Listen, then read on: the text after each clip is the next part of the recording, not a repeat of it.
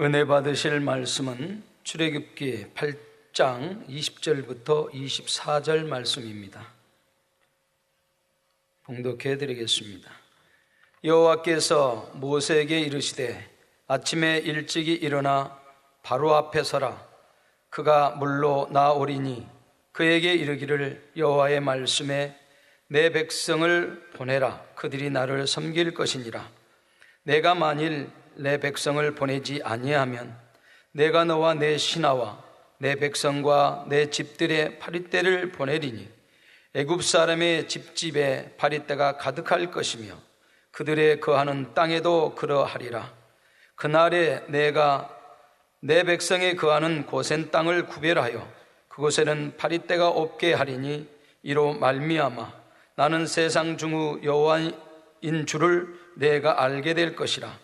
내가 내 백성과 내 백성 사이에 구별을 두리니 내일 이 표징이 있으리라 하셨다 하라 하시고, 여호와께서 그와 같이 하시니 무수한 파리떼가 바로의 궁에와 그 신하의 집에와 애굽 전국에 이르니 파리떼로 인하여 땅이 해를 받더라. 아멘. 오늘은 지난 시간에 이어서 파리장에 대해서 더 생각해 보도록 하겠습니다. 여러 시간에 걸쳐서 했기 때문에 파리제왕이 영적으로 어떤 의미를 갖는다는 것을 여러분들은 너무나 잘 아시고 계실 것입니다. 파리가 더러운 곳에서 생겨서 여기저기 다니면서 전염병을 옮기듯이 우리 악한 마음에서 나오는 악한 말, 더러운 말들, 이것들이 우리 생활 속에 쌓이고 쌓여서 질병과 문제들을 일으킬 수 있다, 그런 말씀을 드렸습니다. 그것은 한 개인의 문제로 끝나는 것이 아니라 가족의 문제, 직장의 문제로까지 발전될 수 있다는 것을 바로의 궁뿐만 아니라 신하의 집에도 또 온 백성의 집에도 땅에도 해를 받았다고 하는 말씀을 통해서 저희가 알 수가 있겠습니다. 그래서 성경에서는 이 말이 그만큼 중요하기 때문에 이 말에 대해서 경계하신 말씀들이 많이 있습니다. 죽고 사는 것이 혀의 건세에 달렸다든지 입술에 파수꾼을 세우게 하셔서 입술의 문을 지키게 해달라는 그 시편 기자의 호소가 있듯이 이 말이라고 하는 것은 정말 죽고 사는 권세가 여기에 있기 때문에 말씀에 대해서, 이 말에 대해서 많이 경계를 하고 계십니다. 그래서 언어 생활을 크게 두 가지로 보면 소극적인 면에서는 우리 속에 있는 악하고 더러운 말, 이것들을 어떻게 하면 덜하느냐, 제어하느냐 하는 면과 우리 속에 있는 악을 빼내서 마음에 할례해서 어떻게 하면 더럽고 악한 말들, 더러운 말들을 하지 않느냐 하는 소극적인 측면이 있다고 말씀드렸습니다. 그래서 지난 시간까지 이제 이 더러운 말, 악한 말들이 어떻게 우리 인생을 망쳐가는가에 대해서 성경에 나오는 몇 가지 예를 통해서 말씀을 드렸습니다. 이 적극적인 언어 생활이라고 하면 이제는 그 마음의 할례에서 깨끗해진 마음에 하나님의 사랑과 하나님의 선으로 마음을 가득 채워서 진리의 말, 믿음의 고백, 아름답고 선한 말, 의로운 말, 빛이 되는 말, 이런 말을 통해서 오는 재앙도 물러가고 우리의 삶에 축복이 되는 이런 것이 이제 적극적인 언어 생활이라 이렇게 말씀을 드렸습니다. 잠언 12장 13절에 보면 악인은 입술의 허물로 인하여 그물에 걸려도, 그래서 어떻게 입술로 인하여 그물에 걸리느냐 하는 것 지난 시간까지 말씀드렸고요. 의인은 환난에서 벗어나느니라. 오는 재앙도 이 의인의 말에 따라서 물러갈 수 있다, 이런 말씀이 되겠습니다. 오늘은 이 적극적인 언어 생활 면에서 세바의 반란과 아벨성의 이름 없는 한 지혜로운 여인이 어떻게 말을 통해서 의롭고 빛이 되는 말씀을 통해서 성을 구했는지, 많은 사람을 구해냈는지 하는 것을 생각해 보도록 하겠습니다. 이 말씀은 사무엘하 20장에 있습니다.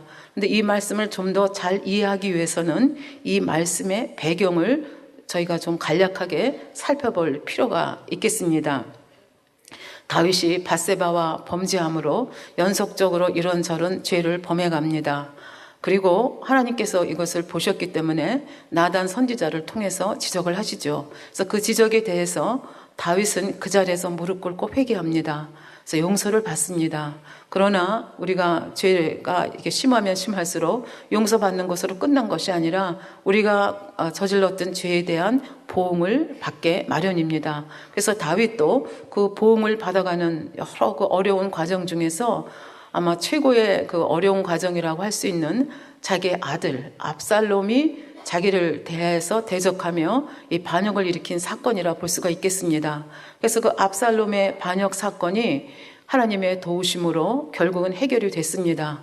그래서 압살롬은 죽었고 이제 요단강을 건너서 요단 동편으로 말하자면 도망을 갔던 회피해 갔던 이 다윗은 이제 다시 이스라엘 예루살렘의 궁으로 돌아와야 되는 이제 그런 상황 속에서 이제 문제가 일어나게 됩니다. 사무엘하 19장 8절에 보면 8절 후반절에 보면 이제 왕이 이렇게 나와서 이제 압살롬은 죽었고 다윗 왕이 성문에 딱 앉으니까 이제 이 압살롬의 반역에 주로 관여했던 사람들이 북쪽 10지파가 많이 관여했던 것 같아요.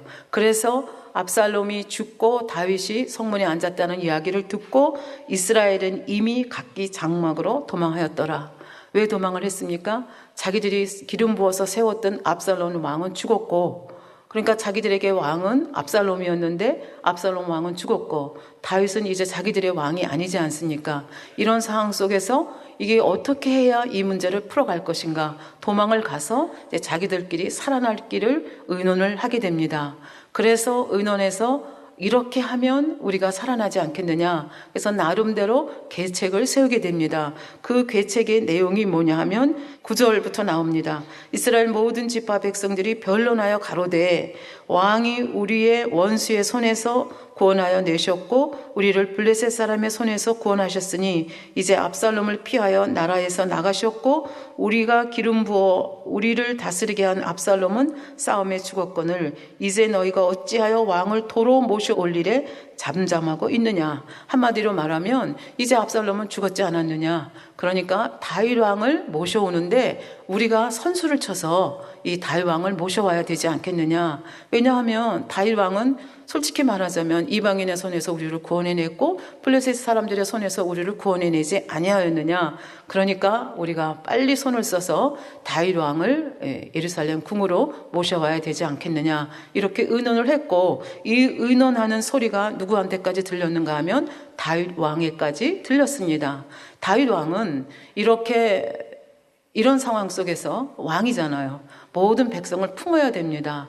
어제까지의 원수였던 이 사람들이 이제 자기를 모시러 오겠다 이렇게 의논한다는 소리를 듣고 이들을 품게 됩니다. 그리고 어제까지 원수였지만 이제 용서하게 되고 이렇게 품어 나가게 되는데 다윗이 이런 상황을 보면서 한 가지 마음에 걸리는 것이 있었습니다. 이 북쪽 10지파와 항상 이 대적의 관계라고까지는 할 수 없지만 이 긴장 관계가 있는 것이 유다 지파입니다. 근데 유다 지파는 잠잠한 거예요. 자기가 유다 지파 사람 아닙니까? 근데 유다 지파가 잠잠한데 사실은 자기를 뒤에서 지금까지 이모저모로 많이 도와준 지파가 물론 10지파도 도와줬지만 이 유다 지파를 무시할 수가 없습니다. 그런데 유다 지파들이 지금 잠잠합니다. 그래서 이 잠잠한 유다 지파들에게 소식을 보내는 거죠. 그래서 예루살렘에 남아있던 제사장 아비아달 또 사독 두 사람에게 다음과 같은 메시지를 보내게 됩니다. 사무엘하 19장 11절 중간에 보면 너희는 유다 장로들에게 고하여 이르기를 왕의 말씀이 온 이스라엘이 왕을 궁으로 도로 모셔오자 하는 말이 왕께 들렸거늘 나한테 들렸거늘 너희는 어찌하여 궁으로 모시는 일에 나중이 되느냐. 너희는 내 형제요 내 고륙이오늘 어찌하여 왕을 도로 모셔오는 일에 나중이 되리요 하셨다 하고. 그러니까 너들 왜 그렇게 잠잠해? 너희가 나의 형제고 고륙이잖아. 그러니까 같이 나를 이렇게 호행해서 모셔가야 되는 거 아니야? 이런 이제 말하자면 이렇게 선의의 메시지를 보냈다고 볼 수 있습니다. 그럼 유다 지파들은 왜 가만히 있었을까 생각을 해보면 사실은 이제 압살롬이 반역을 일으키는 과정에서 보면 예루살렘에서 갔던 200명의 사람들도 그렇고 또 헤브론의 사람들도 사실은 뭐가 뭔지 모르고 갔다가 반란이구나 해서 연루된 사람들이 사실상 많았습니다. 물론 그 중에는 압살롬하고 아주 긴밀하게 연결된 사람도 있었겠지만 이제 이런 상황을 다윗이 내가 안다 그러면서 유다 지파를 끌어안는 거죠. 그래서 이렇게 어정쩡하게 환영하지도 못하고 그렇다고 해서 뒤로 물러가지도 못하는 이런 유다 지파들의 마음을 얻기 위해서 내가 너희 마음을 안다 이런 메시지를 보낸 것이라 볼 수 있습니다.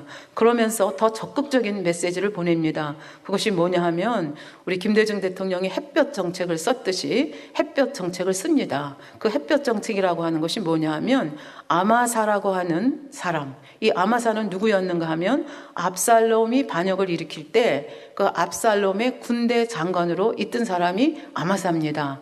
아마사는 사실은 굉장히 그 다윗과는 그리고 이 요압과도 굉장히 그 친한 친척 관계입니다. 요압의 그 어머니와 아마사의 어머니가 서로 친자매간입니다. 그리고 요압의 어머니는 다윗의 이복 누이지요. 그러니까 이제 이런 여러 가지 그 아마사의 어머니가 이제 그 이복 누이고 이제 이런 관계 속에서 굉장히 서로 긴밀한 관계가 있습니다. 그래서 이 아마사까지도 압살롬의 반역에 앞장서서 군대 장관이 된 그 아마사까지도 끌어안을 계획을 세웁니다. 그래서 어떻게 끌어안는가 하면 이 아마사를 전 그 통일 이스라엘의 군대 장관으로 삼겠다는 겁니다. 다시 말하면 지금까지 다윗을 따라오고 다윗의 군대 장관이었던 사람이 누군가 하면 요압입니다. 근데 요압은 다윗과는 굉장히 미묘한 관계가 있는 굉장히 충성하면서도 때를 따라 다윗의 마음을 맞추지 못하는 그런 신하입니다. 그래서 압살롬의 반란이 일어났을 때도 다윗이 그렇게 부탁을 했습니다. 압살롬은 죽이지 말라. 그런데 그 압살롬을 죽인 사람이 바로 누군가 하면 요압입니다. 그러니까 이런 것들이 다윗의 마음이 굉장히 불편했고 이번 기회를 통해서 이 요압을 좀 제압해보고자 하는 마음이 다윗에게 있었던 것 같습니다. 그래서 그 소식을 전하는데 무슨 소식을 전하는가 하면은 그 13절에 보면 너희는 또 아마사에게 이르기를 너는 내 고륙이 아니냐 네가 요압을 대신하여 항상 내 앞에서 군장이 되지 아니하면 하나님이 내게 벌 위에 벌을 내리시기를 바라노라 하셨다 하라 하여 햇볕 정책을 쓰는 겁니다. 그 압살롬의 군대 장관을 했던 아마사까지도 끌어들일 뿐만 아니라 자기의 군대 장관을 삼는 이런 그 메시지를 보내게 되죠. 그러니까 이 소식을 듣고 유다 지파들이 어떻게 반응했느냐 14절에 보면 모든 유다 사람들로 마음을 일제히 돌리게 하며 이런 나도 너희 마음 알아. 네가 그렇게 반역하고자 하는 마음이 없었는데 어쩌다 보니까 끌려 들어갔어. 그 마음 내가 알지. 이런 메시지 하나와 또 햇볕 정책을 통해서 반란에 아주 적극적으로 참여했던 아마사까지도 군대 장관으로 끌어들이는 이런 다윗의 포용력 있는 모습을 보고 유대 사람들이 마음을 일제히 돌이켰다 이렇게 말씀하십니다. 그리고 저희가 왕께 보내어 가로되 왕은 모든 신복들로 더불어 돌아오소서 한지라. 그래서 왕의 신복들이 다 따라가지 않았으니까 다시 돌아오시라고 적극적인 메시지를 보내게 됩니다. 그런데 이제 문제는 이렇게 왕을 모셔오는 과정 중에서 문제가 생깁니다.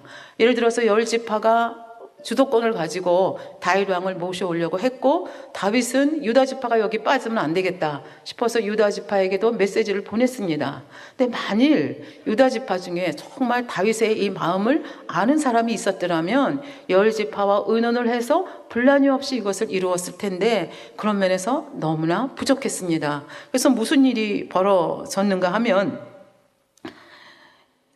이제 다윗이 그 신복들과 더불어서 요단 동편에 있지 않았습니까? 그러니까 이제 요단강을 건너서 어디로 와야 됩니까? 예루살렘까지 와야 됩니다. 그래서 그 요단강을 건너는데 무슨 일이 벌어졌는가? 40절, 사무엘하 40절에 보면 왕이 길갈로 건너오고 요단을 건너서 이제 길갈로 오고 김함도 함께 건너오니 온 유다 백성과 이스라엘 백성이 절반이나 왕을 호행하니라. 왕을 막 모시고 이렇게 오는데 지금 여러분들이 여기서 주목해야 할 단어가 있습니다. 온 유다 백성들은 전부 왔습니다. 그리고 이스라엘 백성들은 절반이 왔습니다. 그러니까 이것을 보면서 이스라엘 백성들이 이스라엘이라고 하는 것은 지금 10지파를 얘기하죠. 10지파 사람들이 마음이 굉장히 불편해지기 시작했습니다.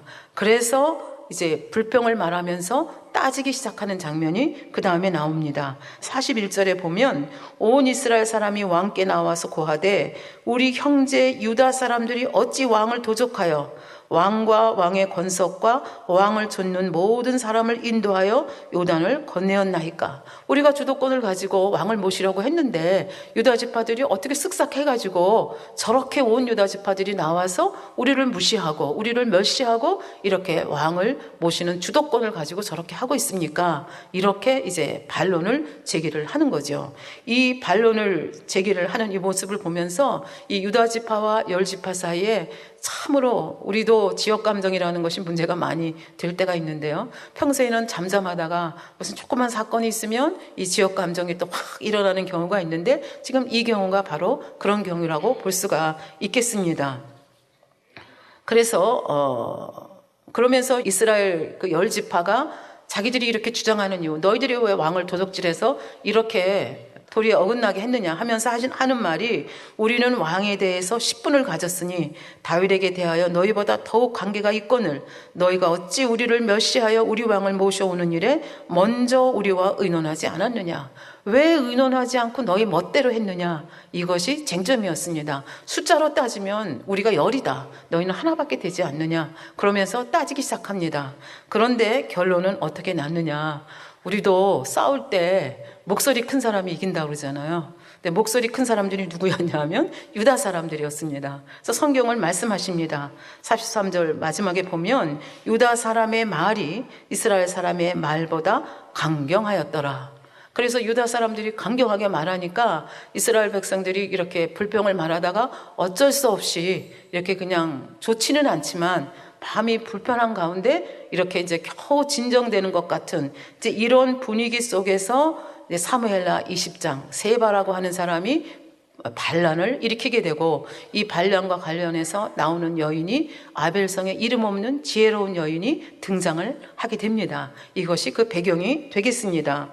그래서 유다 지파에 속한 사람들이 이 귀향 행사, 이 도망갔던 그 피실에서 도망갔던 다윗 왕이 압살롬이 패배함으로 인해서 다시 궁으로 돌아오는 과정 중에서 이러한 불편한 일이 생겼다 하는 것을 말씀을 드렸고 이 불편한 일이 생기는 이 모습을 보면서 지금 열 지파와 유다 지파 간에 상당히 심기가 불편한 이것을 이용하고자 하는 사람이 있었습니다. 그 사람이 누구냐 하면 세바라고 하는 사람입니다. 근데 이 세바라고 하는 사람에 대해서 성경은 어떻게 이 사람을 평가하고 있는가 하면 사무엘하 20장 1절에 보면 마침 거기 난류 하나가 있는데 베냐민 사람 비그리의 아들 세바라. 그래서 세바가 어떤 사람인지에 대해서 이미 딱 점을 찍어 놓고 있습니다.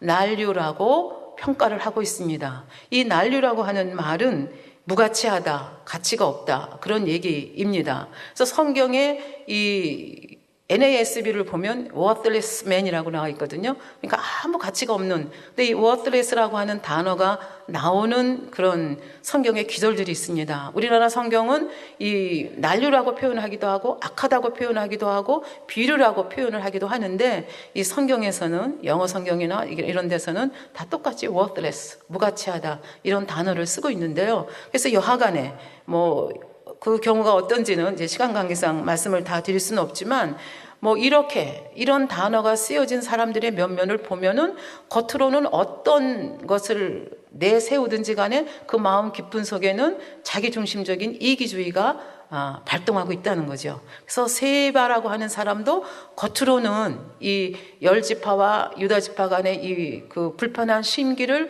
이용해서 반란을 일으켰지만 사실은 거기에는 자기중심적인 자기를 위하는 마음이 있는 사람이다. 그래서 난류다, 악한 사람이다, 비류다 이런 단어가 여기에다 해당이 된다고 볼 수가 있겠습니다. 그런데 여기서 이 세바가 이렇게 가치 없는 사람이긴 하지만 이 상황 속에서 무시할 수 없는 그런 또 모습의 사람이라고 볼 수가 있겠습니다. 왜 그렇습니까? 이 세바가 가지고 있는 신분 때문에 그렇습니다. 이 세바는 베냐민 사람입니다. 베냐민 사람은 누구와 관계가 있습니까? 사울 왕과 관계가 있습니다. 다윗이 왕이 되기 전에 사울 왕은 40년 동안이나 이스라엘을 다스렸습니다. 그러니까 40년 동안 다스리는 동안에 그 얼마나 뿌리가 깊게 이렇게 내려 있었겠습니까? 그러나 어느 날 다윗이 유다 지파의 왕으로 쓰고 그 다음에 7년 정도 지난 다음에 통일 이스라엘을 이루게 됩니다. 다윗은 이런 상황을 알기 때문에 조마조마한 마음으로 유다 지파의 마음을 넓히게 하고 이 10지파를 끌어안는 정책을 하면서 결국은 통일 이스라엘을 이루게 되죠. 그럼에도 불구하고 순간순간 이렇게 어떤 상황이 되면 이 지역 감정, 이 지파 간의 이 감정들이 울뚝불뚝 나타나는 겁니다. 그러니까 세바가 바로 그 사울 왕에 속해 있던 베냐민 지파에 속해 있다고 하는 거, 이것이 상당히 불편한, 굉장히 문제가 되는 그런 상황이라고 볼 수가 있겠습니다.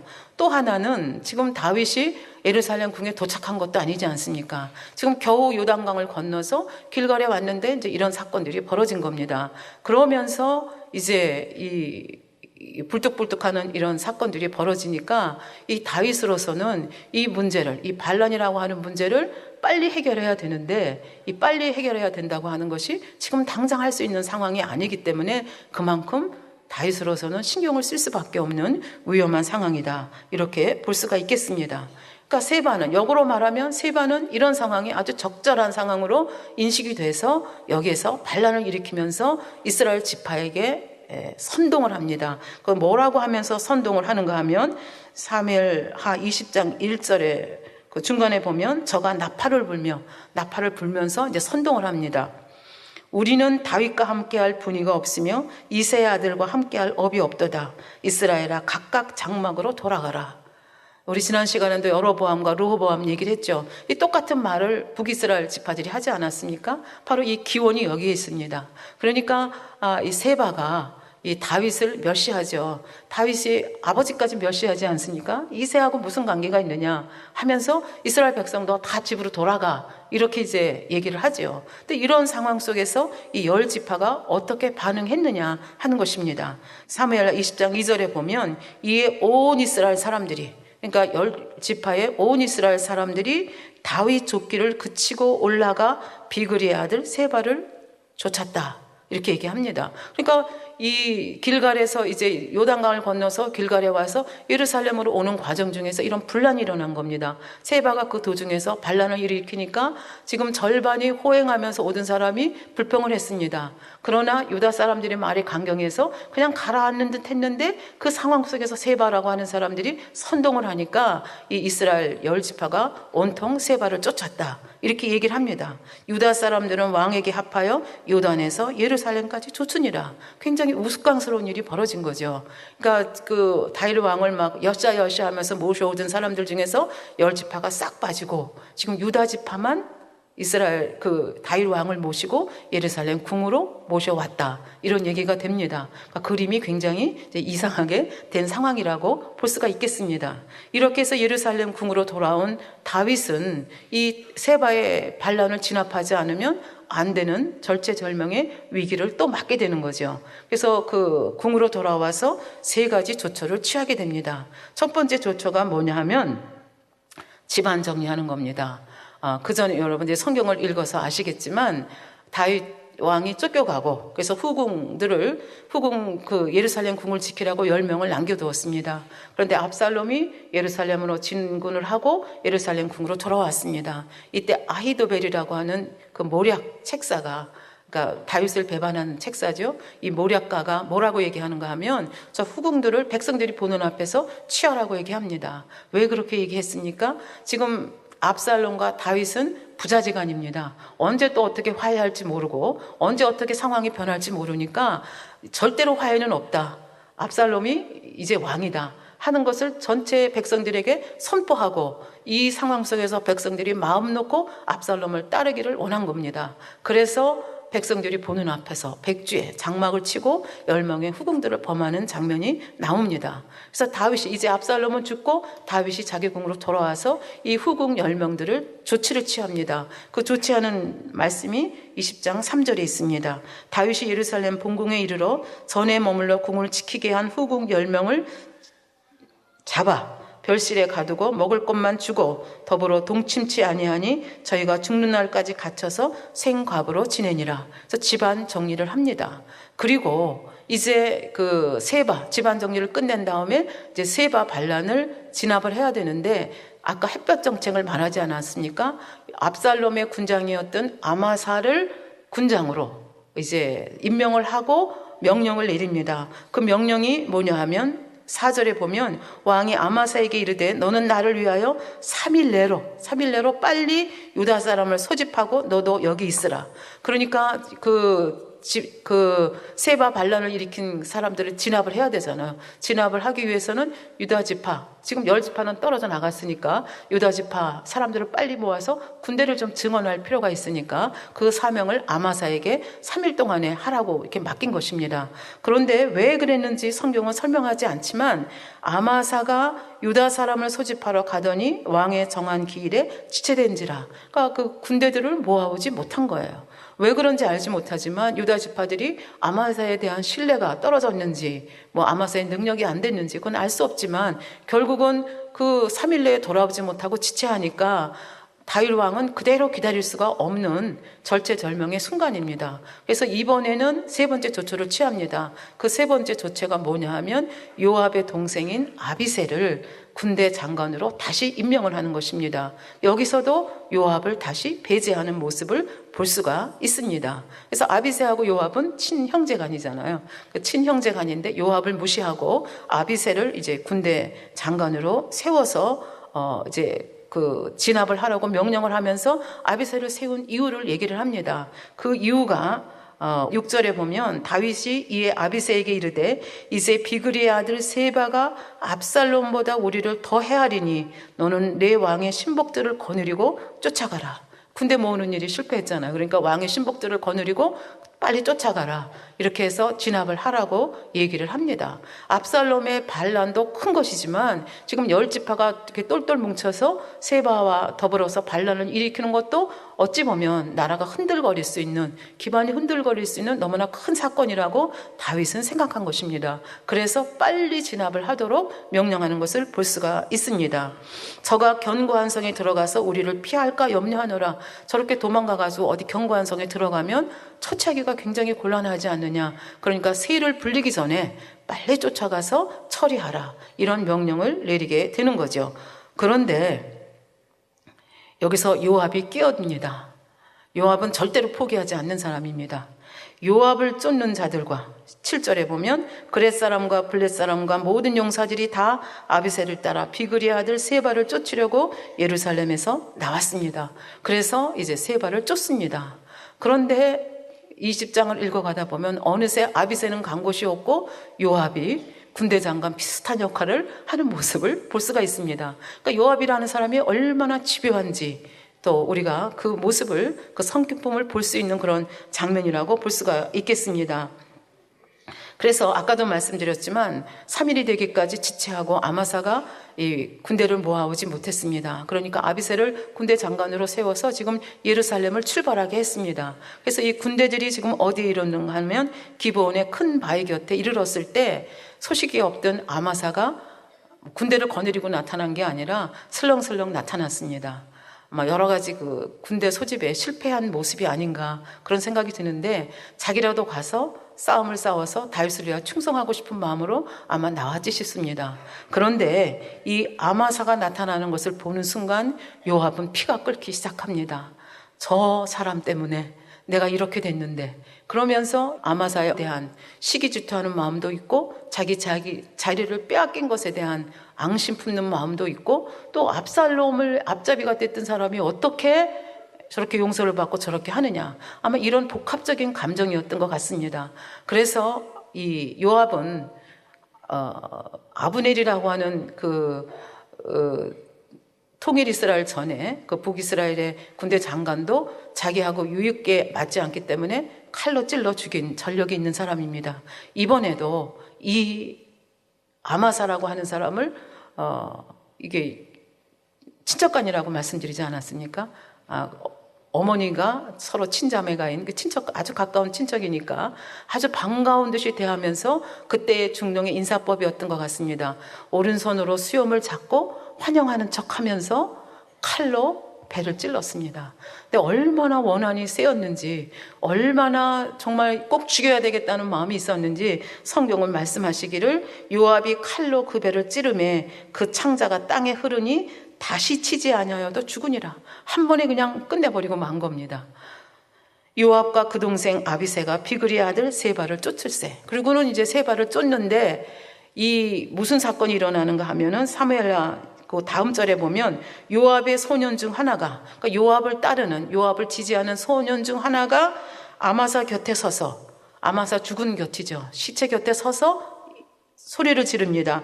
요압을 좋아하는 자와 다윗을 위하는 자는 요압을 따르라 할 때에, 그러니까 아비사는 간 곳이 없습니다. 요압이 등장을 하게 되는 거죠. 그래서 요압을 내세웁니다. 그러면서 이제 요압을 따르라 그렇게 얘기를 하니까 사람들이 이렇게 같이 이제 따르려고 오다가 누구를 맞닥뜨립니까? 큰 길가에 창자가 다 밖으로 빠져나온 데 피에 뒹굴고 있는 아마사의 시체를 보는 순간 사람들이 더 이상 나갈 수가 없습니다.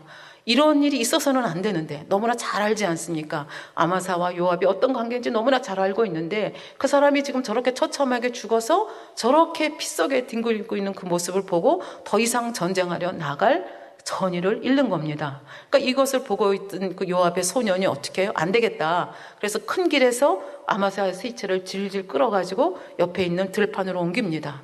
근데 들판으로 옮겼다고 해서 그 시체가 보이지 않는 것이 아니지 않습니까? 사람들이 오다가 그 시체를 보고 또 멈췄습니다. 그러니까 요압의 소년이 안 되겠다. 그래서 그 시체를 옷으로 덮습니다. 그래서 이러한 모습, 그래서 아마사의 모습이 보이지 않게 되자 그때 비로소 세바를 진압하겠다고 따라 나서는 사람들의 모습을 볼 수가 있습니다. 우리는 이 모습 속에서 이 아마사를 요압이 죽인 것이 얼마나 잔인한 행동인지, 얼마나 정말 그 있어서는 안 되는 그 냉혹한 행동인지 하는 것을 읽을 수가 있겠습니다. 그러니까 요압은 이렇게 해서까지라도 자기의 라이벌을, 자기 경쟁 상대를 두지 않는 성격입니다. 경쟁 상대가 된다 하면 죽여버리는 이런 잔인한 성격을 가지고 있죠. 그러니까 이제 이렇게 세바의 반역이 일어나고 그 반역을 진압하러 가는 중에 또 반역을 일으킨 것이라 말할 수 있겠습니다. 그래서 이런 상황 속에서 이제 요압은 죽을 힘을 다해서 세바를 쫓아가야 되지 않습니까? 자기는 전공을 세워야 다시 다윗에게 가치 있는 자로 인정이 되어서 다시 복귀할 수 있는 가능성이 있다고 생각하기 때문에 온 힘을 다해서 세바를 쫓아갑니다. 그래서 아히도벨이 그 압살롬에게 베푼 그 모략이 있지 않습니까? 다윗이 숨 돌리기 전에 빨리 쫓아가서 다윗 한 사람만 잡으면 끝납니다. 이런 그 전략을 세웠듯이 이 요압도 똑같은 전략을 씁니다. 세바가 점점 더 가가지고 사람들의 세를 몰아서 세력이 커지기 전에 이 세바를 빨리 잡아서 처치해야 된다. 이런 그 생각을 가지고 열심히 세바를 쫓아갑니다. 그러니까 세바는 군인들을 더 모아서 자기의 세력을 키우기도 전에 집요하게 쫓아오는 이 요압의 이 세력에 밀려가지고 도망하면서 쫓기는 신세가 됩니다. 그래서 어디까지 갔느냐? 쫓기다가 북쪽 끝까지 가게 됐습니다. 그래서 결국은 도착하게 된 것이 이 오늘 나오게 되는 그 아벨성까지 가게 되죠. 벳마가의 아벨성까지 도착하게 되고 아벨성으로 숨어 들어가게 되는 겁니다. 그러니까 지금 요압이 잡고자 하는 세바와 그를 따르는 무리들이 어디로 들어갔습니까? 아벨성으로 들어갔습니다. 그러니까 요압은 지금 정신이 없습니다. 어떻게 해든지 이 세바를 잡아가지고 다윗 앞에 갖다 세워야 이제 자기의 체면이 선다 생각하기 때문에 이제 뭐 두 번 생각할 필요도 없습니다. 저 성을 멸해야 되겠다. 저 성벽을 없애고 저 성을 멸하고 거기서 세바를 잡아야 되겠다. 이런 생각을 하게 됩니다. 그래서 이제 하게 되는 것이 그 토성을 쌓고 이 성을 멸해야 되겠다. 이렇게 결심을 하고 토성을 열심히 쌓고 이제 그 아벨성을 멸하려고 합니다. 이런 상황 속에서 등장하는 여인이 아벨성의 이름 없는 여인입니다. 지금 성 안에 있는 사람들은 얼마나 마음을 졸이면서 기다리고 있겠습니까? 잘못하면 성이 완전히 전멸될 그런 상황입니다. 이 상황 속에서 남자도 아닌 여자가 나타나게 됩니다. 등장을 하게 됩니다. 그것이 사무엘하 20장 16절입니다. 그 성에 지혜로운 여인 하나가 외쳐 가로되 들을지어다 청컨대 너희는 요압에게 이르기를 이리로 가까이 오라 내가 내게 말하려 하노라 한다 하라. 그러니까 요압이 누군지도 모르잖아요. 만난 적도 없으니까. 그러나 이제 정보를 통해서 요압이라고 하는 사람이 주동인물이라는, 여기서 제일 중요한 인물이라는 것을 알기 때문에 요압을 만나게 해달라고 얘기하는 겁니다. 잘못하면 이 상황 속에서 너는 뭐야?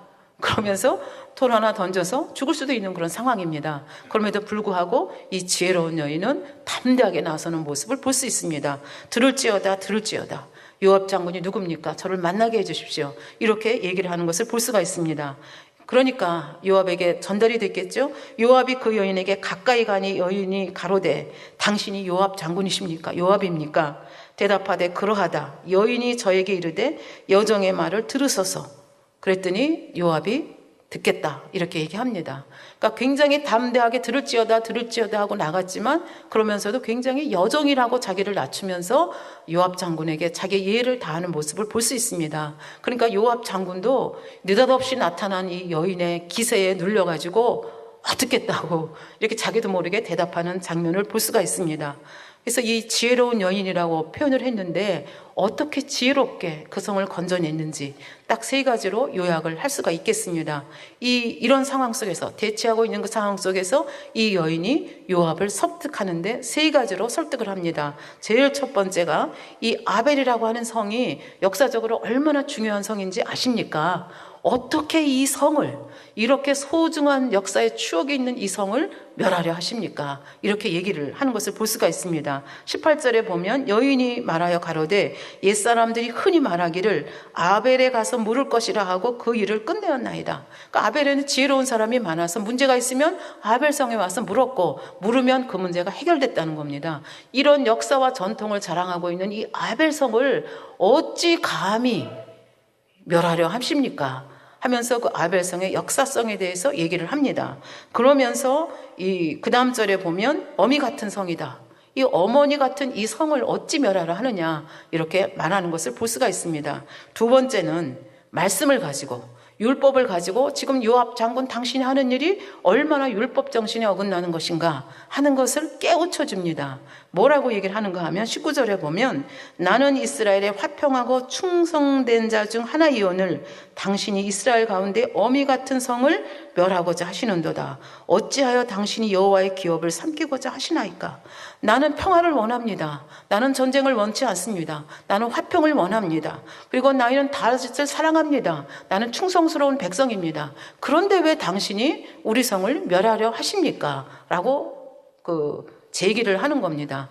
이 제기하는 말씀은 율법의 정신과 어긋나다는 얘기입니다. 어떤 율법의 정신입니까? 신명기 20장 10절부터 11절에 이런 말씀이 나옵니다.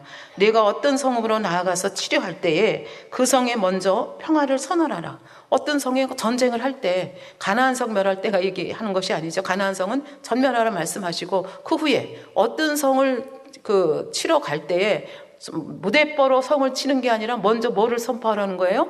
평화를 선포하라는 거예요. 그래서 평화를 선포해서 그 사람들이 그렇습니다. 우리 화친합시다. 그렇게 하면 그 성을 치지 말라는 거예요. 그리고 그 사람들에게 그 거민을 하여금 공을 바치고 너를 섬기게 할 것이라. 이게 율법의 정신이거든요. 그러니까 이방인들의 성들도 이같이 하는데 너희가 어떻게 동족의 성인 아벨성에 평화도 묻지 아니하고 이렇게 무대뽀로 우리 성을 멸하라 하느냐. 이것은 율법의 정신에도 어긋나는 것이다. 이렇게 두 번째 이의를 제기합니다. 그러면서 세 번째 이의를 제기합니다. 아벨이라고 하는 성이 조금 전에 읽었듯이 어찌하여 당신이 여호와의 기업을 삼키고자 하느냐. 이 아벨성은 보통 성이 아닙니다. 여호와의 기업입니다. 여호와의 기업을 당신이 삼킨다는 것은 여호와를 대적하는 일입니다. 이게 일이 점점 커졌습니다. 그러니까 지금 이 여인이 그냥 살려달라 그렇게 애걸복걸하는 것이 아니라 정말 지혜로운 말로, 정말 승복할 수밖에 없는 말로 이 아벨성이 가지고 있는 역사성, 전통성에 대해서, 그리고 율법의 정신에 대해서, 그리고 이 아벨성이 가지고 있는 쭉 가지고 있는 여호와의 기업이라고 하는 이 세 가지를 들어서 이 요압에게 설명을 합니다. 이 요압의 설명을 듣고, 이 아벨성의 지혜로운 여인의 설명을 듣고 요압이 얼마나 감동을 받았는지, 얼마나, 다른 말로 바꿔 말하면 얼마나 설득이 되었는지 이렇게 대답을 합니다. 20절에 요압이 대답하여 가로되 결단코 그렇지 아니하다. 결단코 그렇지 아니하다. 삼키거나 멸하거나 함이 아니라. 두 번이나 부정을 합니다. 얼마나 당황했으면. 이 여인이 하는 말이 한마디 한마디가 맞거든요. 그리고 자기가 내가 실수를 했다고 하는 것을 순간 깨달으니까 결단코 그렇지 아니하다고 두 번이나 부정을 합니다. 그러면서 사실은 자기가 멸하겠다는 마음을 가지고 있거든요. 그래서 그 15절에 보면, 사무엘하 15절에 보면, 이에 저희가 벤마가 아벨로 가서 세바를 애우고 그 성읍을 향하여 헤자 언덕 위에 토성을 쌓고 요압과 함께한 모든 백성이 성벽을 쳐서 헐고자 하였더니, 이게 본래의 목적이거든요. 성벽을 쳐서 헐고 모든 그 성벽을 아예 초토화시켜서 그냥 다 진멸하고 그리고 세바를 잡아오고자 하는 것이 본래의 목적이었는데, 지금 이 여인이 하는 말이 너무나 조근조근 이렇게 설득이 돼가지고 그냥 자기가 한 말을 다 부정하는 이런 그 요압의 모습을 볼 수가 있습니다. 그러면서 요압이 얘기를 합니다. 왜 우리가 이렇게 하는가? 그 얘기를 하는 장면이 21절입니다. 이 일이 그런 것이 아니니라. 내가 여기 온 목적이, 이게 토성을 쌓고 하는 목적이 어떤 것이냐를 얘기합니다. 에브라임 산지 사람 비그리의 아들 세바라 하는 자가 손을 들어 왕 다윗을 대적하였나니 너희가 저만 내어지면 내가 이 성읍에서 떠나가리라. 그러니까 내가 원하는 것은 세바라고 하는 사람만 잡으면 되는 것이 너희 성읍을 멸하고자 하는 것이 아니라, 처음부터 이런 생각을 가졌으면 얼마든지 협상할 수 있는 기회가 있었을 텐데, 처음에는 욕심이 앞을 가리고 어찌하든지 이게 세바를 잡아오겠다고 하는 그것으로 가득 찼기 때문에 이렇게 절차를 따라서 이렇게 하고자 하는 그 여유가 없었죠. 그런데 이 여인의 지혜로운 말을 들으면서 아차, 실수했구나 그러면서 비로소 이제 본래의 모습으로 돌아가게 되는 것을 볼 수가 있겠습니다. 이 말에 대해서 여인은 이렇게 답변을 합니다. 그 21장 마지막에 보면, 여인이 요압에게 이르되 저의 머리를 성읍에서 당신에게 내어 던지리다. 저만 내어주면, 생포해서 주면 내가 하겠다 그러는데, 본래의 목적은 뭡니까? 죽었느냐 살았느냐가 중요한 게 아니라 그 세바를 잡는 게 목적이 아닙니까? 그러니까 아예 그냥 세바의 머리를 우리가 쳐서 너에게 주겠다, 이렇게 약속을 합니다. 근데 이 세바의 머리를 치는 것이 또 그렇게 간단한 일이 아니지 않습니까? 이 여자가 이 성의 성주가 아닙니다. 그냥 일개 한 여인일 뿐입니다. 그러니까 이 여인이 그 다음에 해야 되는 건 뭡니까? 성 주민들을 어떻게 설득하는 작업이 있어야 되겠죠. 그래서 설득이 된 것 같습니다. 그래서 22장 보면, 이에 그 여인이 그 지혜로 모든 백성에게 말하매, 아마 지혜롭게 설득을 한 것 같아요. 저희가 비그리 아들 세바의 머리를 베어 요압에게 던지니라. 전쟁 끝입니다. 그러니까 이에 요압이 나팔을 불매 무리가 흩어져 성읍에서 물러나서 각기 장막으로 돌아가고 요압은 예루살렘으로 돌아와서 왕에게 나아가니라. 이 성을 건진 여인은 이름도 지금 성경에 나타나지 않은 한 여인입니다. 에발상의 여인인데, 이 여인은 이 정말 의롭고 빛이 되는 이 말씀, 조리가 있는, 그렇다고 해서 무대뽀로 하는 말이 아니고 정말 전체 상황을 파악하고 뭐 살려달라 애걸복걸하는 것도 아니고 정정당당하게 딱 세 가지를 얘기함으로써 문제를 풀어가는 것을 볼 수 있습니다. 자기도 살리고 성읍에 있는 모든 백성들도 살리고, 자기는 다윗의 충성스러운 백성이라 말하지 않습니까? 다윗에 대한 자기의 충성심도 보이고, 이렇게 하면서 참으로 아름답게 문제를 풀어간 이 모습을 볼 수가 있겠습니다. 잠언 14장 1절에 보면, 무릇 지혜로운 여인은 그 집을 세운다, 그러나 미련한 여인은 집을 헌다, 이렇게 얘기를 했는데 참으로 지혜로운 여인의 모습이라고 볼 수 있겠습니다. 근데 이 세바를 잡았다는 이 승리의 소식을 누가 전했습니까? 요압이 다윗에게 가서 전합니다. 그러니까 요압은 또다시 이제 또 제1인자로 부상하는 모습을 볼 수가 있지요. 그래서 다윗 왕은 참 이러지도 못하고 저러지도 못하고, 이 요압이 자기의 이익하고 조금만 배치되면 다윗의 마음을 알아서 충성하는 것이 아니라 자기 유익에 따라서 행동하는 사람이기 때문에 다윗으로서는 참으로 골치 아픈 그런 사람입니다. 그럼에도 불구하고 또 이렇게 또 다윗의 마음을 시원케 하는 면이 있기 때문에 이러지도 못하고 저러지도 못하는 이제 그런 모습 속에서 다윗이 요압의 보고를 듣습니다. 요압의 보고를 들으면서 아마 다윗의 그 마음속에 여러 가지 생각이 스쳐갔을 것이라 생각합니다. 요압에 대한 생각도 스쳐갔을 것이고, 또 한편으로는 사무엘상 25장에 나왔던 나발의 이야기가 또 회상이 되지 않았겠습니까?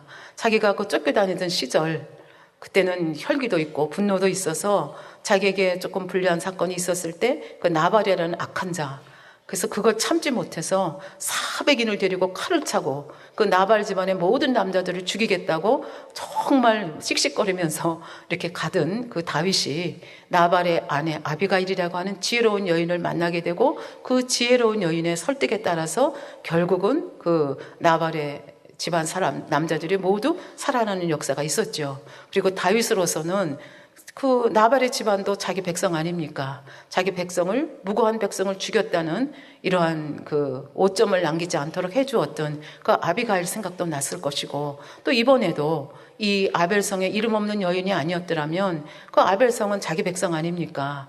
자기 그 내란이 일어난 거 아닙니까? 세바의 반란이 일어났는데 그 세바의 반란을 진압한다고 한 성을 다 멸하고 그 사람들을 다 죽였다고 하면 결국 다윗의 설 자리는 그만큼 없어지는 것이 아니겠습니까? 그런데 이 지혜로운 여인 때문에 무고한 피를 다시 한번 흘리지 않게 된 것에 대해서 얼마나 하나님 앞에 무릎을 꿇고 감사를 했을까, 이런 생각을 합니다. 또 각도를 바꿔서 생각하면 다윗이 하나님께 이렇게 자기의 죄 때문에 연단을 받으면서도 하나님께서 다윗을 얼마나 사랑하셨으면 이렇게 지혜로운 여인들을 곳곳에 두셔서 다윗이 무고한 피를 흘리지 아니하도록 이렇게 역사하셨을까, 이런 생각도 해봅니다. 그래서 진정으로 정말 지혜롭고 의로운 말, 빛이 되는 이 말이 정말로 환난에서 구원한다, 이 말씀이 얼마나 진실된 말씀인가를 다시 한번 마음에 새길 수 있겠습니다. 결론을 내도록 하겠습니다. 만약에 이 아벨성의 이 여인이 나는 여잔데 어쩔 수 없지, 지금 저렇게 그냥 기세등등하게 저 요압이라고 하는 대단한 장군이 와서 토성을 쌓고 이 성을 멸하고자 하는데 우리가 어떻게 하겠어? 우리는 이게 조그만 성일 뿐인데, 그리고 이 여인이 포기했더라면, 나는 여자라는 이유로 우리는 저 요압 장군을 어떻게 대할 수가 없어, 저렇게 크고 세력 있는 사람을 어떻게 대하겠어, 이렇게 포기했더라면 그 여인도 죽었을 것이고 그 아벨성의 사람도 다 죽었을 것입니다. 그러나 포기하지 않는 이 한 여인이 있었기 때문에, 그 소망의 끈을 놓지 않는, 어찌하든지 하나님께서 살 길을 살려주시겠다 하는 포기하지 않은 한 여인이 있었기 때문에 이 아벨성이 구원을 받은 것을 볼 수가 있습니다. 포기하지 않으면, 사실은 포기하면 방법이 보이지 않습니다. 그냥 절망의 나락으로 떨어집니다. 우리의 일상생활 속에서도 우리가 포기하지 않고 나는 해내리라, 그런 생각을 가지면 그 다음에 떠오르는 것이 무엇입니까? 어떻게 이 절망의 나락에서 헤어나올 것인가, 그 방법을 강구하게 되는 거죠. 이 아벨성의 여인도 마찬가지였다 생각합니다. 우리 이제 지금 현실로 돌아와서 지금 우리의 상황도 마찬가지입니다. 아버지 하나님도 인간 경작의 역사 속에서 포기하지 않으시고 지금까지 우리를 경작하고 계시고, 주님도 그러하시고 목자님도 아무리 배신하고 배반하여 나간 자라 할지라도 포기하지 않으십니다. 그리고 아버지 하나님께서 말씀을 주셨습니다. 고라일 땅과 같은 자라 할지라도, 아나니아 삽비라 같은 자라 할지라도, 가론 유다와 같은 자라 할지라도, 또 예수님 당시에 율법학자 바리새인 같은 자라 할지라도 나는 구원받기를 원한다. 근데 그런 사람들이 구원받는 것이 쉬운 일이 아니죠. 그러니까 누군가가 대가를 치러야 되는 거죠. 그 대가를 누구를 통해서 치르게 하셨습니까?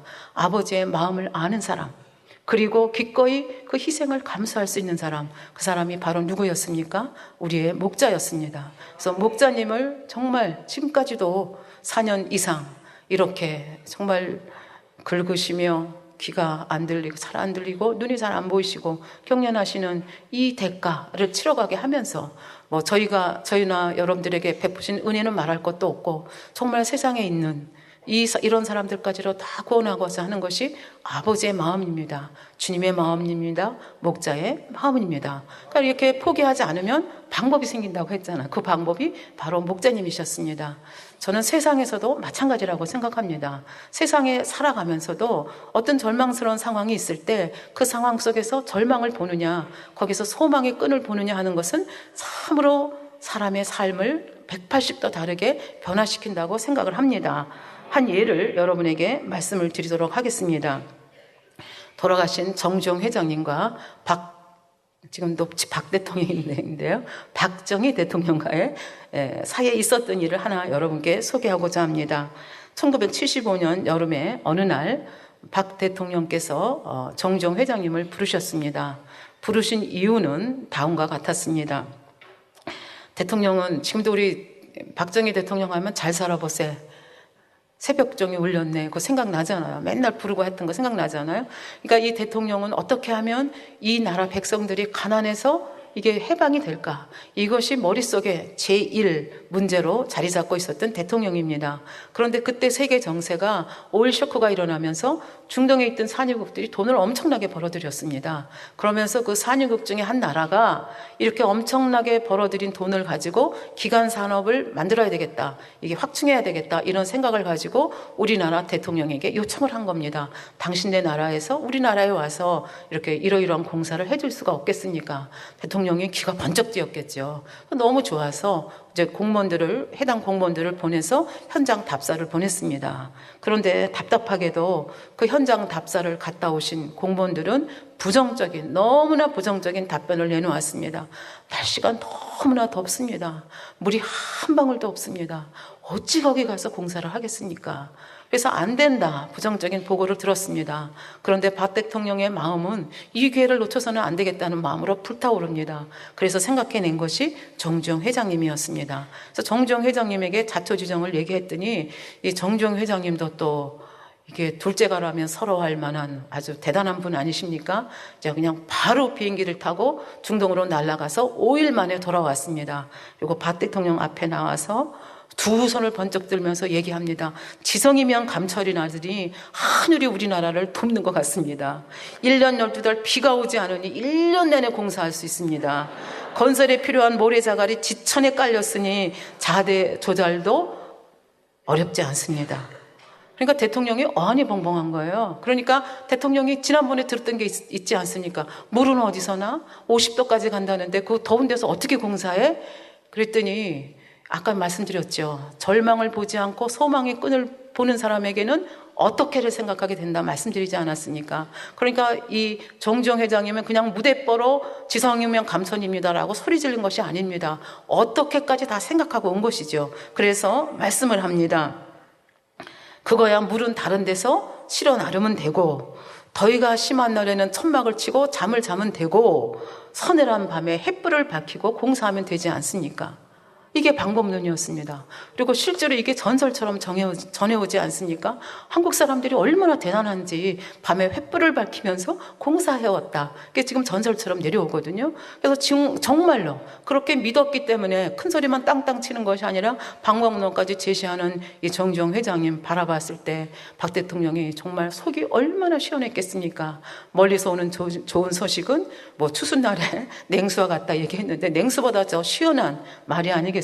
그러니까 정부에서 적극적으로 지원을 했습니다. 그래서 얼마만큼 많은 노동자들이 갔느냐, 30만 명이나 되는 건설 노동자들이 가서 그 나라에서 원하는 기간 산업들을 다 아주 완벽하게 맞추고 이제 숙제를 다 한 거죠. 그리고 무슨 일이 벌어졌느냐, 엄청나게 돈을 가지고 747 보잉기에 실어가지고 그 달러를 가지고 와서 우리나라가 부흥하는데 한 1조를 했다는 얘기입니다. 그러니까 어떤 상황 속에서도 소망의 끈을 놓지 않는 사람을 통해서 세상에서도 하나님이 어떻게 역사하시는지, 세상도 하나님이 다스리지 않습니까? 하물며 신앙을 가지고 있는 우리들은 어떻게 생각해야 되겠는가? 아벨성의 여인을 통해서 또 정주영 회장님의 얘기를 통해서 우리가 다시 한번 마음에 새길 수 있는 저희들이 되기를 바랍니다.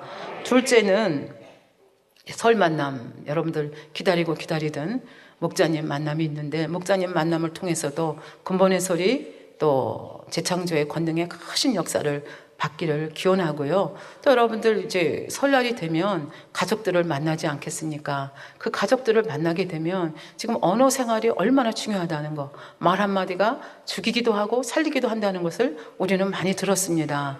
그렇다면 우리가 정말 목자의 양떼로서 만민의 양떼답게 말하고 행동하고 덕을 끼치는 저희들이 되어야 되지 않겠습니까? 그래서 이 친척들을 만나게 되면 믿지 않는 친척들도 있고 믿는 친척들도 있게 되죠. 저희 집의 경우를 봐도 이 믿지 않는 사람들은 처음에는 반갑다고 악수하고 만나는데 이제 음식이 들어가고 술이 한 잔, 두 잔 들어가면 그 다음에 이상하게 말다툼이 벌어지고 그 다음에 인사도 안 하고 떠나가는 사람이 있고 그렇게 되더라고요. 이제 그게 세상 사는 사람들의 모습인데 예수 믿는 사람들은 그렇게 안 하잖아요. 그러니까 이제 우리가 덕이 있는 말, 지금 이 아벨성의 여인과 같이 정말 살리는 말, 어떤 상황 속에서도 거기서 소명의 끈을 놓지 않고 좋은 것을, 그렇다고 해서 무조건 아부하는 말을 하라는 것이 아니고 우리는 하늘의 지혜가 있어야 됩니다. 하늘의 아버지께 구하면 후히 주시고 책망하지 않고 후히 주시겠다 말씀하셨으니까 그 아버지 앞에 순간순간 기도해서 이 상황 속에서 내가 어떤 말을 해서 어떻게 살리는 이런 역할을 내가 해야 될 것인가를 깊이 생각하시는 여러분들이 되기를 바랍니다. 참고가 되실까 싶어서 한 이야기를 여러분께 전해드리려고 합니다. 이 글은 박동규라고 하는 서울대학의 교수로 계셨던 분이 쓴 글입니다. 저는 이분의 글을 참 좋아합니다. 좋아하는 이유는 이분의 글을 읽으면 어딘가 따뜻한 이런 것이 스며 나와서 굉장히 행복해지기 때문에 저는 이분의 글을 좋아하는데, 이분이 이렇게 따뜻한 성품을 가지게 된 이유가 그의 어머니에게 있다는 것을 이제 글을 통해서, 어머니에 대해서 여기저기서 많이 쓰셨거든요. 그래서 여기 어머니하고 있었던 그 에피소드를 하나 여러분에게 소개를 해드리도록 하겠습니다. 6.25 전쟁이 터졌을 때 이 박동규 교수님은 초등학교 6학년이었습니다.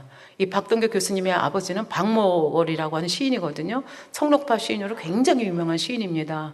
여러분들이 좀 나이 드신 분들은 아시겠는데 구름에 달 가듯이 가는 나그네, 뭔지 모르지만 벌써 하늘이 보이고 구름에 달 가는 게 보이면서 가슴이 벌렁벌렁하지 않습니까? 그래서 굉장히 유명한 그런 시인인데요. 이 시인이 이제 이게 인민군이 내려오니까 내가 먼저 피난을 갈 테니까 아들의 머리를 쓰다듬어 주면서 어머니 잘 모시고 잘 지키라고 그렇게 하고 떠나갔습니다. 그래서 금방 아버지가 올라오고 싶지 않았는데 인민군이 주둔한 지 한 달이 지나도 군인도 올라오지 않고 이 아버지 소식을 모릅니다. 그러니까 어머니가 결단을 내립니다.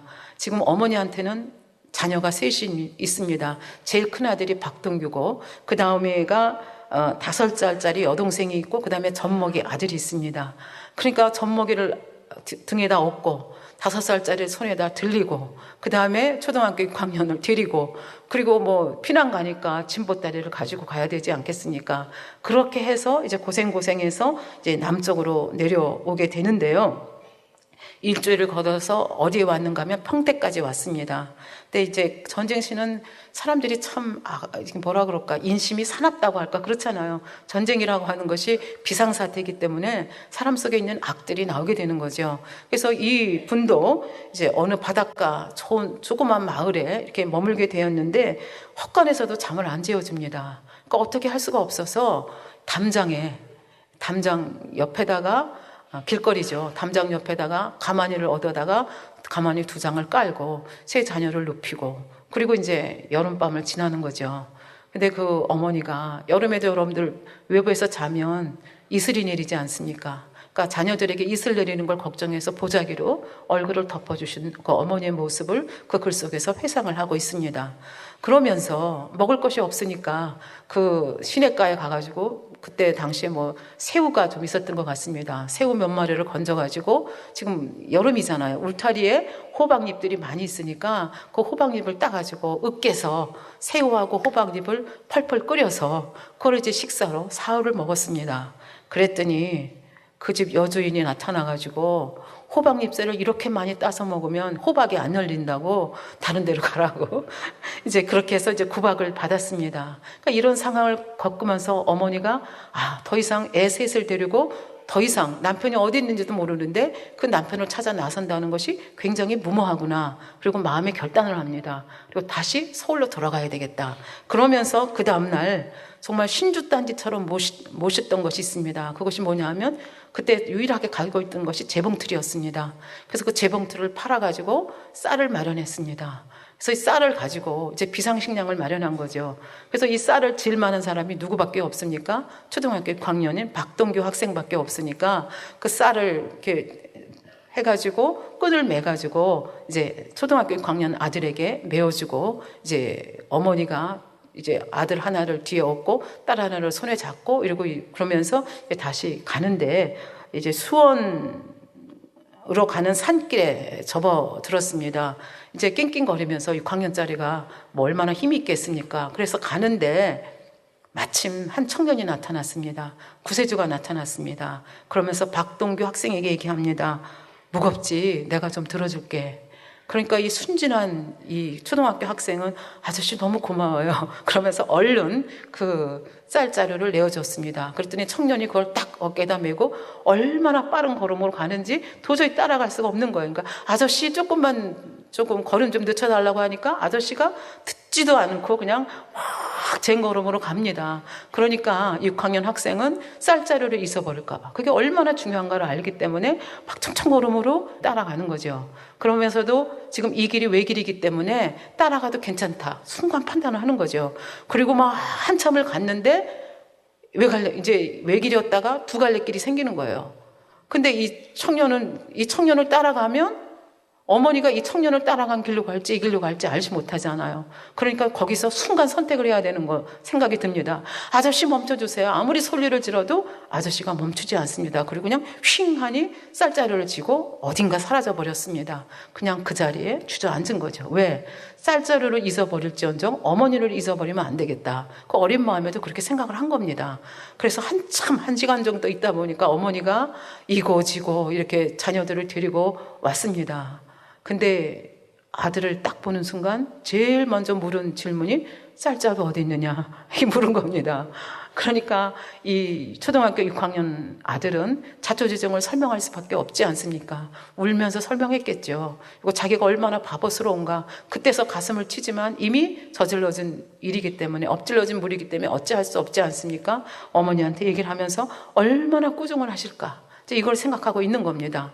근데 그 이야기를 다 듣는 순간 어머니가 얼굴이 창백해졌습니다. 왜? 식구들이 먹고 살 비상식량이 없어졌기 때문에 그렇습니다. 그리고 한참을 있더니 아들의 머리를 쓰다듬으면서 이렇게 말씀하셨다고 합니다. 내 아들이 영리하고 똑똑해서 애미를 잃지 않았네. 그리고 꼭 끌어안았다는 얘기입니다.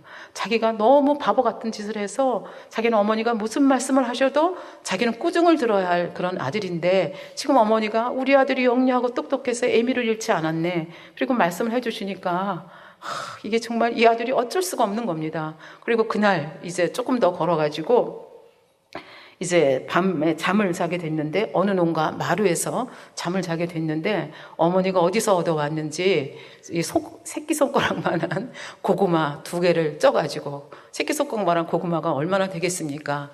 그거를 박동규 그 6학년짜리 아들 입에 넣어주면서 또 꼭 끌어안으면서 이렇게 얘기를 했다고 합니다.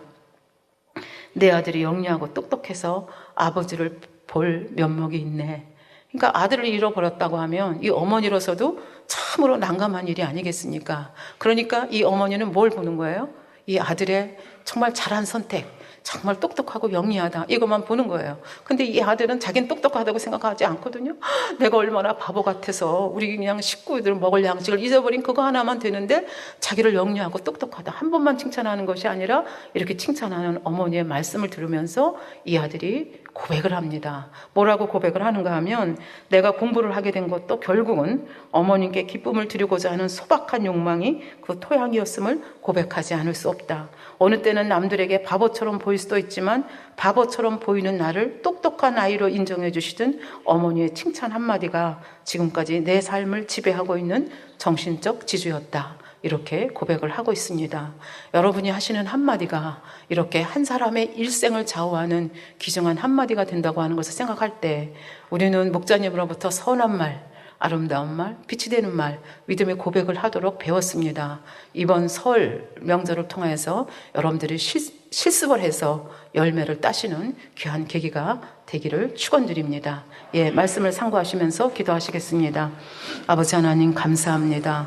오늘 아벨성에 이름 없는 한 여인의 모습을 저희가 살펴보았습니다. 그 여인이 절망적인 상황 속에서도 포기하지 아니하고 어찌하면 살아갈 수 있을까? 어찌하면 아버지 성을 살릴 수 있을까 생각했을 때 그 방법론을 아버지께서 제시해 주셔서 지혜롭게 하나하나 풀어가서 결국은 자기도 살고 성도 살고 다윗에게 대한 충성심도 보여주며 아버지 모든 것을 아름답게 끝내는 모습을 볼 수 있습니다. 아버지 하나님, 정말 의인이 있으면 재앙도 물러가고 환난도 물러간다고 하는 것을 이 여인의 예를 통해서 볼 수 있습니다. 아버지 하나님, 저희들을 그러한 자들로 써주시옵소서. 모든 것 감사드리며 우리 주 예수 그리스도의 이름으로 기도하옵나이다. 영상을 통하여 당회장님의 한자 기도를 받겠습니다. 아픈 곳이나 연약한 곳에 손을 얹고 기도 받으시고, 아프지 않는 분들은 가슴에 손을 얹고 마음의 소원을 위해 기도 받으시기 바랍니다. 할렐루야. 전능하신 사랑의 아버지 하나님, 이 시간 기도받는 모든 성도님들 위해 안수하여 주옵소서. GCN과 인터넷과 화상을 통해 기도받는 지교회와 지성전, 그리고 전 세계 하나님의 자녀들 위에도 시공간을 초월하여 역사하여 주시기를 원합니다. 믿어지는 믿음을 주시고 부정적인 생각과 의심의 세력을 물리쳐 주옵시며 모든 시험 환난도 물리쳐 주옵소서. 머리부터 발끝까지 오장육부 뼈 마디마디 온몸의 신경 조직 세포 등 아픈 곳마다 성령의 불로 태우시고 근본의 빛으로 역사하여 주옵소서. 예수 그리스도의 이름으로 명하노니 원수마귀 사단 모든 질병 균 연약함아 물러가라. 빛이 여임하라. 모든 불치 난치병도 성령의 불로 태워 깨끗게 하여 주옵소서. 말라리아를 비롯한 모든 풍토병도 물리쳐 주옵소서. 감기, 기침, 열, 몸살, 독감 등 각종 유행성 질병도 다 물러가라. 어떠한 유행성 질병 균도 틈타지 않게 지켜 주옵소서. 위암, 폐암, 간암, 유방암, 자궁암, 대장암, 피부암 등 각종 암과 에이즈, 백혈병, 뇌졸중, 고혈압, 저혈압, 심장병, 폐병, 위장병, 당뇨, 부인병, 피부병, 갑상선 질환과 모든 염증도 깨끗게 하여 주옵소서. 소아마비, 중풍, 관절염, 디스크도 온전케 하여 주옵소서. 요통, 두통, 신경통을 비롯한 모든 통증은 사라질지어다.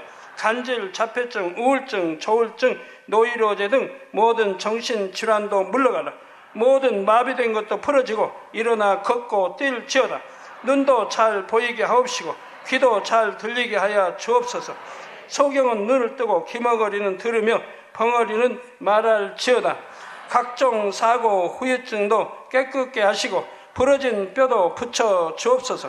화상 입은 것도 온전케 하옵시고 화기암 물러가라. 열도 물러가라. 아버지 흉터 나지 않게 역사해 주시기 원합니다. 마약을 비롯하여 각종 약물과 독극물 중독도 깨끗함을 입을지어다. 죽은 신경과 세포가 살아나며 죽은 자도 살아나게 하여 주옵소서. 잉태의 축복도 주시기를 원합니다. 잉태의 축복을 받으라. 예수 그리스도의 이름으로 명하노니 원수마귀 사단아, 하늘 공중 곳에 잡은 악의 영들아 물러가라. 그의 사자들도 물러갈지니라. 이 땅의 악한 영, 더러운 영, 거짓되고 간사한 영, 의간질하고 미혹하는 모든 어둠들은 물러가라. 모든 흉악의 결박을 풀고 어둠아 물러가라. 빛이 여임하라. 아버지 하나님, 부르짖어 기도할 수 있는 능력을 주시고 죄를 버리고 성결될 수 있는 능력을 주옵소서. 영원히 잘됨같이 범사에 잘되게 하시고 가정의 복음화도 이루어 주시기를 원합니다. 한 주간도 모든 사고와 재앙으로부터 지켜주시고 불통이 없는 형통한 삶을 살 수 있도록 축복해 주옵소서. 성령의 불담으로 천군 천사와 주님의 불꽃 같은 눈동자로 모든 하나님의 자녀들과 가정, 일도, 사업들을 지켜주시기를 원합니다. 학생들에게 지혜와 명철을 더하시고 공부할 수 있는 뜨거운 마음과 열정도 더하여 주옵소서. 마음과 생각을 세상에 빼앗기지 않도록 지키시고 하나님을 뜨겁게 사랑하는 학생들로 축복하여 주옵소서. 하나님의 자녀들이 먹으나 마시나 입으나 무엇을 하든지 하나님 앞에 영광 돌리는 삶이 되게 축복하여 주시기를 원합니다. 나는 하나님을 만났노라, 체험했노라, 응답 받았노라, 축복 받았노라 간증하는 입술이 되게 역사하여 주옵소서. 아버지 하나님 감사합니다. 홀로 영광 받으옵소서. 우리 주 예수 그리스도의 이름으로 기도하옵나이다. 아멘.